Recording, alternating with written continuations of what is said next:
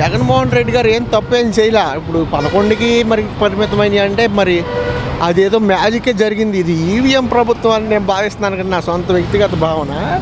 నేనైతే గెలిచారని అనుకోను. ఎందుకంటే ఎక్కువ శాతం ఎస్సీలు కానీ, ఎస్టీలు కానీ, బీసీలు కానీ, మైనారిటీలు కానీ ఎక్కువ జగన్మోహన్ రెడ్డి గారికి సపోర్ట్. ఇవాళకి కూడా మేము అసలు ఓట్లు వేయలేదురా బాబు, అసలు ఎట్ట గెలిచాడు మాకే అనుమానంగా ఉందంటున్నారు. వైసీపీ అంటున్నమాట మెజార్టీ లేని స్థానాల్లో కూడా మెజార్టీ వచ్చిందంటే మాకు అనుమానాలు వస్తున్నాయి అంటున్నారు. నిజమేనంటారా? నేను చెప్తున్నా కదన్నా, ఇదంతా ఈవీఎం ట్యాంపరింగ్ అనేది ఎంతో కొంత జరిగిందని నా వ్యక్తిగత అభిప్రాయం. వాళ్ళంటే వైసీపీ ప్రభుత్వం మీద వ్యతిరేకత వల్లే మాకు పట్టం కట్టారంటున్నారు. వ్యతిరేకత ఎక్కడుందన్న? ఎవరిలో ఉంది వ్యతిరేకత? ఈ గట్టిగా మాట్లాడుకుంటే వాళ్ళ వర్గమనో వాళ్ళ సామాజిక వర్గమనో ఇట్లా మాట్లాడాలి, కానీ అట్లా మాట్లాడే స్వభావం అయితే నాది కాదులే. కానీ పేద ప్రజల్లో అయితే ఏం లేదన్న. జగన్మోహన్ రెడ్డి గారు ఆ పథకాలు ఇచ్చి ఈ పథకాలు ఇచ్చి రాష్ట్రాన్ని అప్పుల పాలు చేశాడు. ఇప్పుడు ఈ పథకాలు ఇవ్వలేమంటున్నారు. ఇప్పుడు మనం ఎక్కిన కాడ నుంచి 1వ తారీఖుకి అంగన్వాడీలు జీతాలు వేశారు ఎక్కగానే. ఇది 4వ తారీఖు ఎక్కాడు బాబు, ఇప్పుడు 7వ తారీఖు ఎప్పుడు వేశారు, తర్వాత నెలలో 1వ తారీఖు వేసిన తర్వాత నెల. ఇవాళ వరకు అంగన్వాడీలు జీతాలు లేవు. ఎట్లా ఉంటుంది ఇప్పుడు? ఈయనేమన్నా సంపద సృష్టిస్తానంటే ఎక్కడి నుంచి వచ్చి సృష్టిస్తారు సంపద?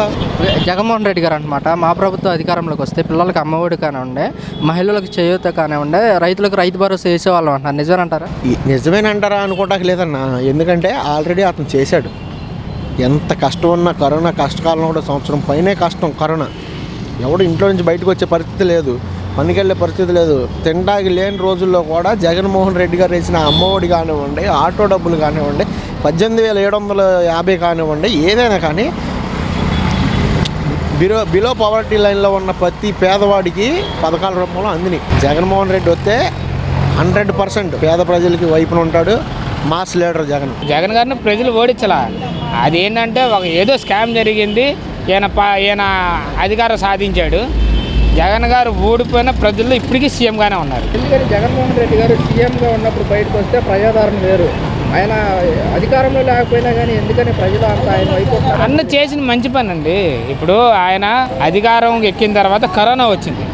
కరోనా వచ్చినప్పుడు ఎలా చేశాడంటే అనేది అందరూ చూశారు ఇక్కడ. తర్వాత ఆయన అధికారంలోకి వచ్చిన తర్వాత 2 సంవత్సరాలు కరోనాలో పోయింది. ఆ కరోనాలో ఎంత ఇబ్బంది పడ్డారు ప్రజలు, ఎంత నష్టపోయింది ఏంటనేది అందరికీ తెలుసు. ఆ కష్టకాలంలో కూడా పథకాలు ఆపకుండా అందరికీ వర్తించేలాగా కులం చూడడం, మతం చూడడం, ప్రాంతం చూడడం, పార్టీ చూడడం మా సిద్ధాంతం ఇది అని ఆయన అలా పేరు నిలబెట్టుకున్న నాయకుడు అనమాట. ప్రజల్లో చిరస్థాయిగా నిలిచిపోయే నాయకుడు ఆయన. ఇప్పుడు 2019 ఎన్నికల ముందు జగన్మోహన్ రెడ్డి పాదయాత్ర చేసి 151 సీట్లు గెలిచారు. ఇప్పుడు ప్రజల్లోకి వస్తున్నారు, ప్రజల తరఫున పోరాడుతూ ఉన్నారు. ఈసారి మరి ఎలా ఉండబోతుంది అంటారు? మాది ఒకటే సిద్ధాంతం. మేము అంతకుముందు ఒకటే చెప్పాం, ఇప్పుడు ఒకటే చెప్తున్నాం. మేము ఫస్ట్ నుంచి వైనాట్ 175 అని చెప్పని అనుకున్నాం. స్టిల్ ఇప్పుడు వైనాట్ 175 ఇప్పటికీ చెప్తాం. ఎందుకంటే నెక్స్ట్ ఎలక్షన్లో టీడీపీకి 1 సీటే పరిమితం చేస్తారు ప్రజలు. ఇది మటుకు పక్కా. మా ఇంట్లో 15 మంది ఉంటాం దగ్గర. మా 15 మంది ఓట్లు తీసుకుని వెళ్ళి జగన్ గారికే గుద్దాం. మాలాంటి వాళ్ళు పల్లెటూరులో కానీ ఎక్కడైనా కానీ అంతా జగన్కే వేశారు. మరి ఏం జరిగింది ఈ మధ్యలో మాత్రం భగవంతుడికి తెలియాలి. అది మరి జగన్ గారికి కూడా తెలుసు, అది మేము చెప్పడం కూడా కాదు. ఇందులో ఏదో మొదలం జరిగింది. మొత్తానికి 99% జగన్కే పడ్డాయి ఓట్లన్నీ. కాకపోతే ఇక్కడ ఏదో మొదలపు జరిగింది, అది భగవంతుడికి తెలియాలా. అది ఎప్పటికైనా దేవుడు చూస్తాడు, చూడకుండా ఏముండడు. ఇప్పుడు నేను తప్పు చేస్తే నన్ను ఊరుకోడుగా దేవుడు, నన్ను దేవుడు వేస్తాడు. డిపార్ట్మెంట్ తీసేయండి, దేవుడైనా ఒక దెబ్బ వేస్తాడు తప్పు చేస్తే. నేను ఏమంటే పల్లెటూరులో ఒక తల్లిదండ్రులు ఉంటే ముసలివాళ్ళు, వాళ్ళకి తిండి పెట్టేవాళ్ళు కొడుకులు లేరు. లేకపోతే జగన్ తీసుకుని వెళ్ళి ఇంటికి తీసుకుని వెళ్ళి వాలంటీర్ల ద్వారా డబ్బులు పంపించేవాడు. అంటే వాళ్ళు కూడా ఇస్తున్నారు కాదంటలా. వాళ్ళు ఇది ఇచ్చేది వేరు, అది ఇచ్చింది వేరు. అది ఇచ్చింది ఎందుకంటే వాళ్ళు అనాథులు.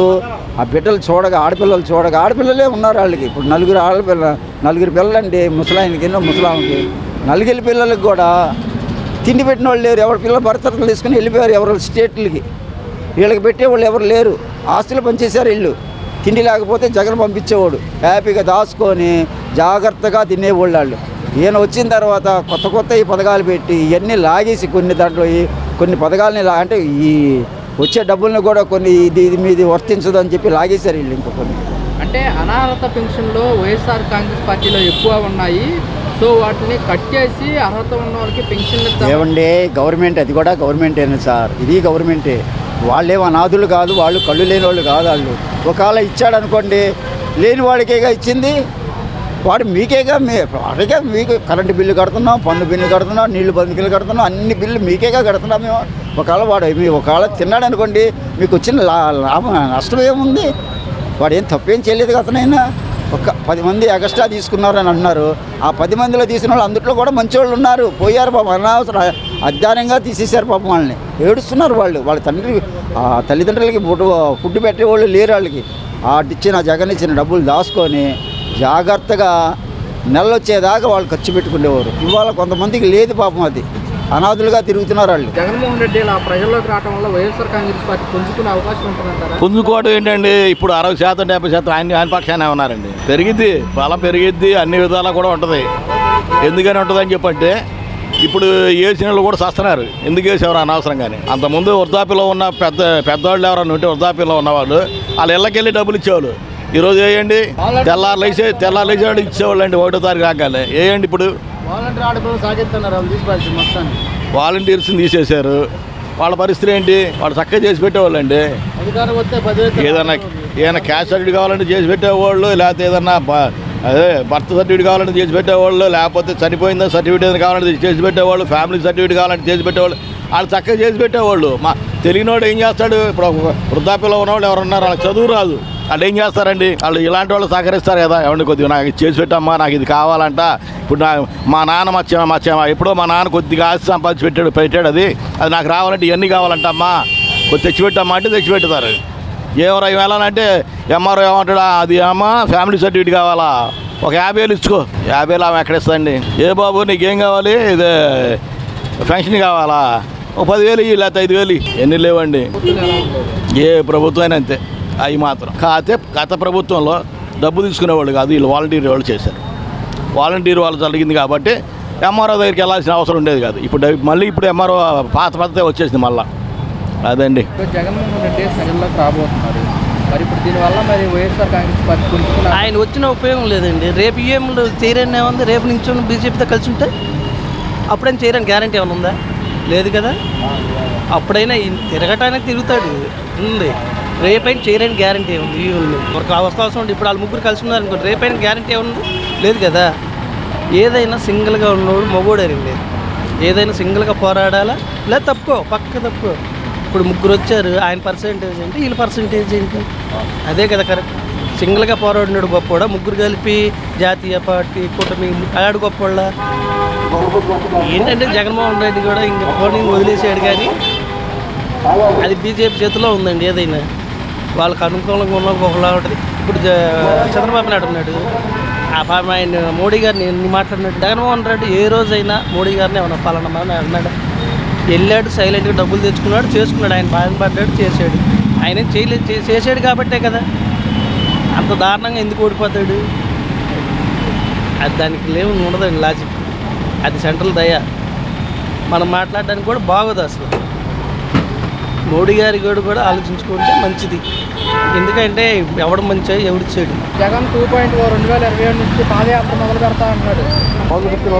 మరేంటి దీనివల్ల మరి ఏమన్నా వైసీపీ పుంజుకునే అవకాశం ఉంటుంది అంటారా?